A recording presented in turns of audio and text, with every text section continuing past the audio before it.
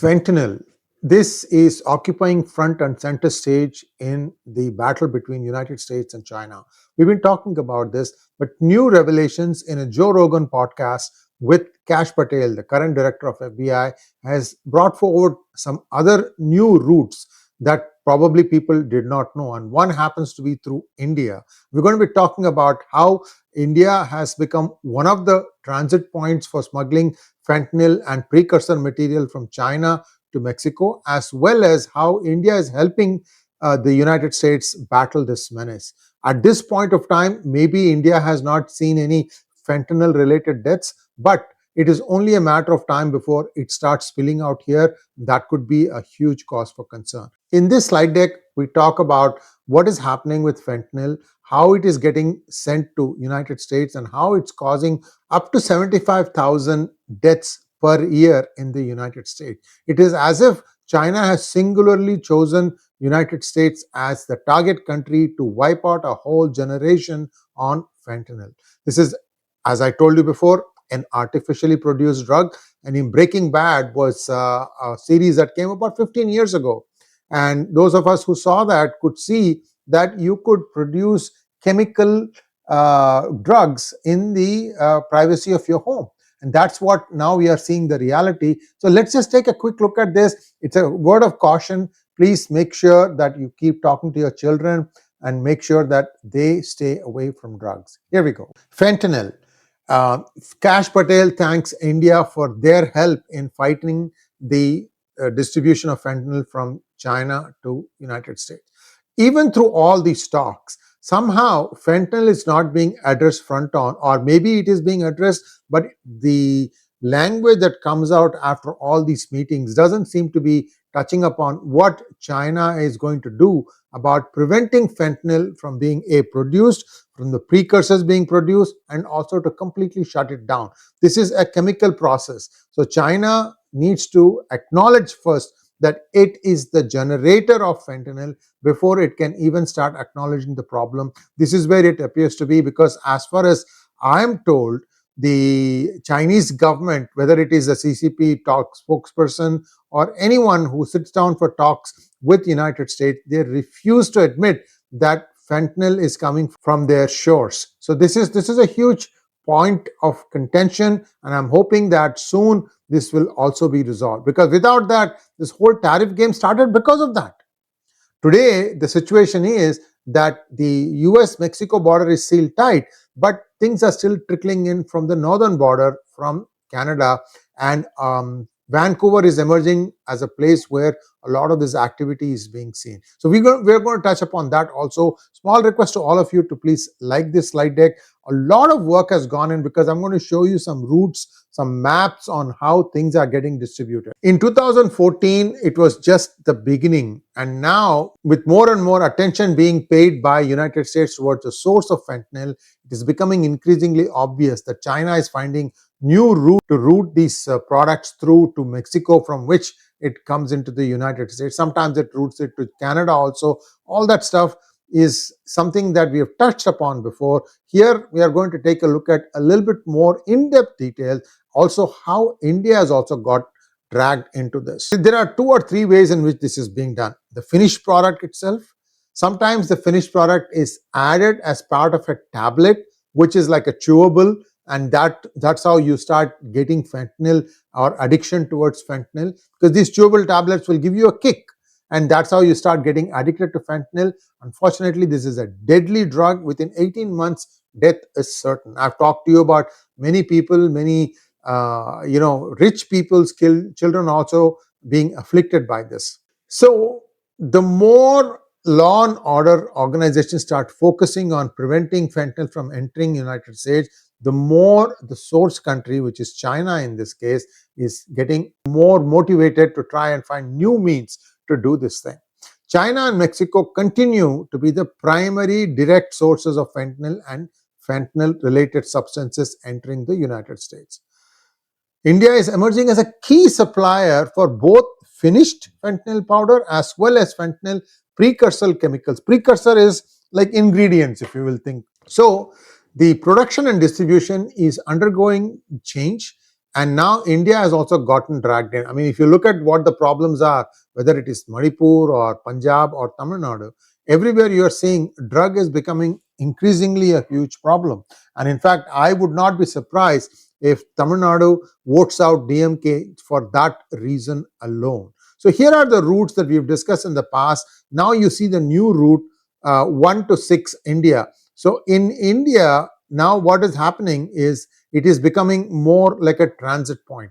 We have talked to you about these 1, 2, 3, 4, 5, 6, 7, where we're saying that precursors come into Canada, precursors come into Mexico, they are assembled, they're also integrated into other forms, like I told you about chewable tablets, and then they are shipped across to the United States. Almost always it is found that the country that is producing, like for example, Mexico or Canada, they don't seem to have these things distributed there. There's a very singularity of purpose. The singularity of purpose is to make sure that this drug reaches the shores of United States. Therefore, becomes important for all our parents who are bringing up children. This is getting afflicted at the middle school level itself. So you need to really be watchful of what the child is going and who the child is keeping company with. When I go biking, I go across high schools and middle schools. I'm really concerned about some of the things I see, because you can smell what is being smoked, and it's that sweet smell of ganja that I used to smell. But nowadays it's getting much more radical. I'm very, very sorry to say this thing. I live in a fairly, well developed, well affluent area, and I see a lot of stuff that kind of makes me feel very concerned about where the future of United States is headed. The main source has been established. Whether China wants to accept it or not, it has been established. China is the main source. The seizures are often less than 1 kilogram, just small packets, right?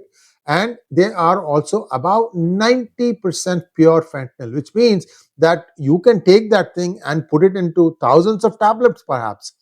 Now, how United States started cracking down was in 2019, China classified all forms of fentanyl. They made them to classify them, and these were defined as two key precursors, ANPP and NPP.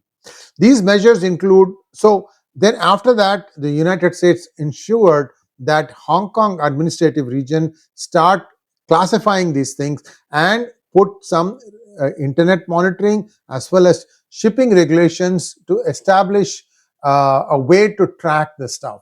This is in 2019. But today we are talking in 2025.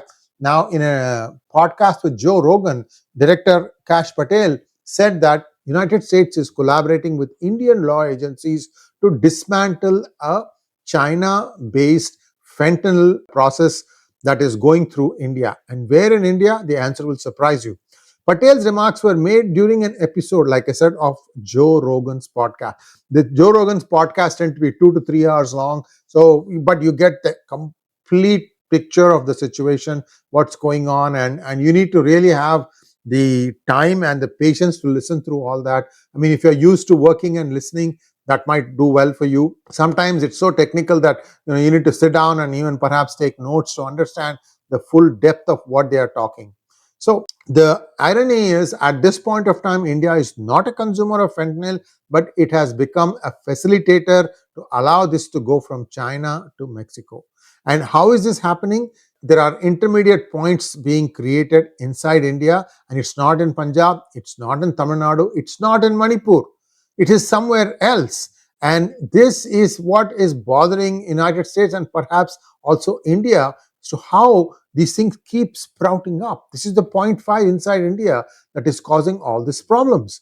Patel also noted that fentanyl doesn't seem to affect other countries such as Australia and New Zealand too. So the big picture is very clear. This is another form of warfare that China is waging against United States. Xi Jinping or no Xi Jinping, this is all a deep-rooted nexus. The only way to stop all this is to weaken China, break it up into multiple parts. And I don't know when that's going to happen, but someday, very soon, this is something that's going to be tried by the rest of the countries. So where did they find fentanyl pickup point, hubspot? Indore in Madhya Pradesh in 2018. DEA intelligence figured it out. Chinese and Indian nationals were connected to Mexican cartel networks, and they were moving it through Indore, and then it would go from there, it would go to Mumbai, and from Mumbai it would leave for the shores of Mexico.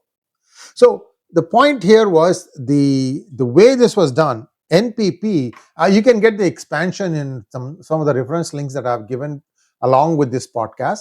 NPP was mislabeled, and it was said that it was something else destined for Mexico. Remember, India exports a lot of pharma, and it's all white powder for the most part, right? Unless you bring a dog to sniff I mean, dog may be able to sniff almost all forms of drug.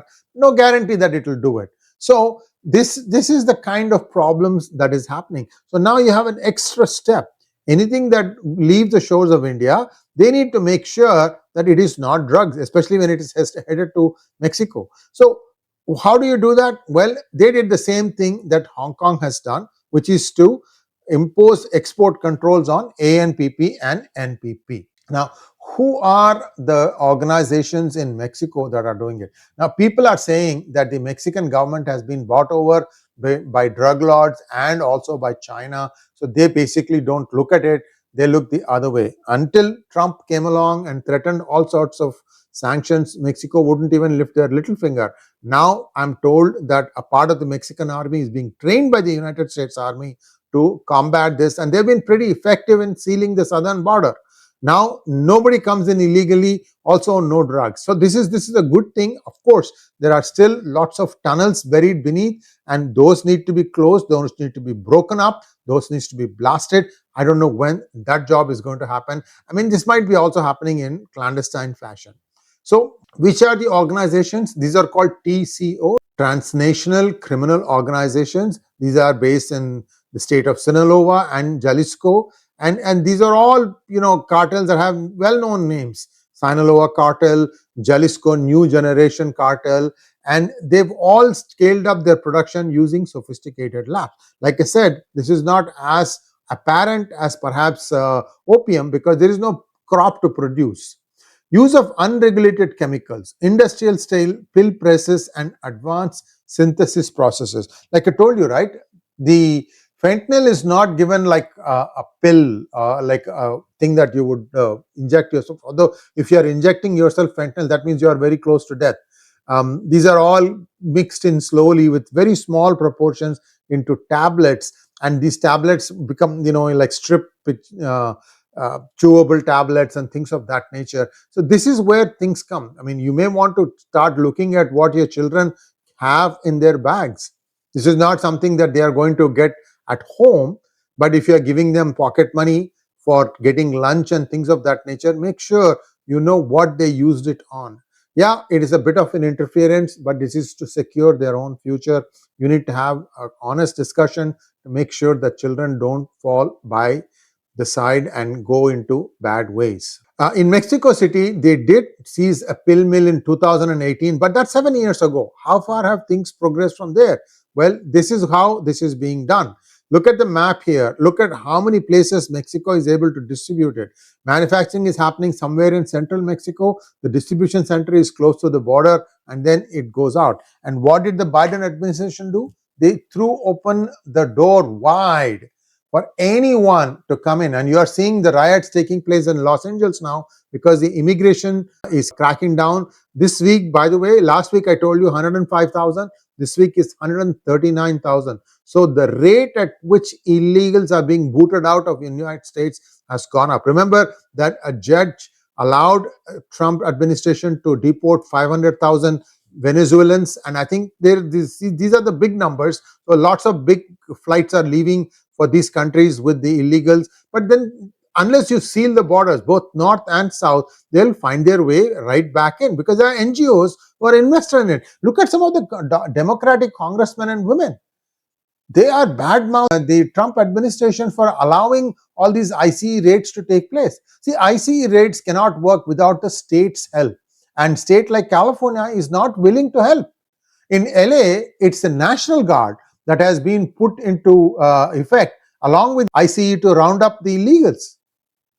It's really sad state of affairs, and we have still millions millions to catch and send them back to their countries. I told you about how fentanyl is captured in the form of tablets and pills and dyes. Then it is being shipped via mail services. See, mail services is a very cheap way. Now, if something is genuine from Mexico and something is having pills, how does one distinguish one from the other? Well, looks like now USPS also needs to upgrade its technology so they can scan all these packets coming across to make sure a genuine letter is different from something that is carrying tablets. And then those things will have to be somehow monitored chemically without opening the package to understand what is inside, probably X-ray and a variety of other NDT, non-destructive testing methods have to be done. So all this increases the cost of the government to maintain this. Instead, they need to read a riot act to China. Stop these fentanyl nonsense. I don't know when that's going to happen, because unless China moves to stop it, this is not going to stop. And I think the only way China will stop is if it sees a real threat of it being dismembered into several smaller parts. I think that's where things are headed. China has gone down the path of ruin way too much now to change course. Let's wait and see how it goes. I don't want to be too pessimistic about it. People are also saying that more stuff is coming in through Canada now than from Mexico. Again, because of Trump administration's increased surveillance on the southern border, that appears to be fairly holding well. But Canada continues to come through with a lot of the stuff. And like I said, this prescription shipped via mail services, many, to try and save costs, living in United States, get their prescriptions ordered in Canada and Mexico. Many used to even cross the border to go into Mexico, get their prescription and come back in. This used to happen. Now, the danger is that you need to make sure that all these things are regulated in a better way, and especially the online ordering of chemicals and pharma and drugs, you need to make sure that you are getting the right one. And why is the CCP doing this? This is not to make money. This is to basically wage war against the United States. The thousand cuts is being tried by China in different ways. They realize that their missiles may not be able to make it across the Pacific or the Atlantic to hit US, but they are trying to do these things to weaken a complete generation. This is where things like sanctions and arrests and trying to really go after them aggressively and make sure that the law is also strengthened to put these people in jail for many, many years. That's what will help. One of the key transit points has been identified to be Vancouver. And why Vancouver? Well, Vancouver is also the place where the Khalistani organizations are drawing all their money from. So this is not just China. It could be its cat's paw, Pakistan. Pakistan has been denied the money from opium production in Afghanistan, and maybe they want to, jump with China to do the fentanyl smuggling too. So a lot of shit is happening right now, guys. And unfortunately, everything is directed towards United States. And that's where the United States needs to really make sure that it can keep its citizens protected. That's all I have. I just let a few slides go in the end. Essentially, it basically emphasizes the same point that I was making. You can pause it and read it. If you're watching it on a TV, you can easily see it. But the takeaway is fentanyl is a huge life-destroying drug, and it is something that can wipe out essentially a generation and leave United States quite weak. Between illegals and fentanyl, and many immigrants also are mules carrying all these things into United States. That's also being tried. So that's why there's a complete stop. Nobody gets in or out, or people can be sent out, but nobody gets in, which is why the CBP One app is being encouraged by the Trump administration for all the illegals to register before you leave, because then you stand some chance of getting back into the United States. If not, you will never be able to come back to the United States. Let's wait and see how this plays out. Thanks for watching. Please like, share, and subscribe to our channel. Don't forget to click on the bell button for notifications. Namaskar.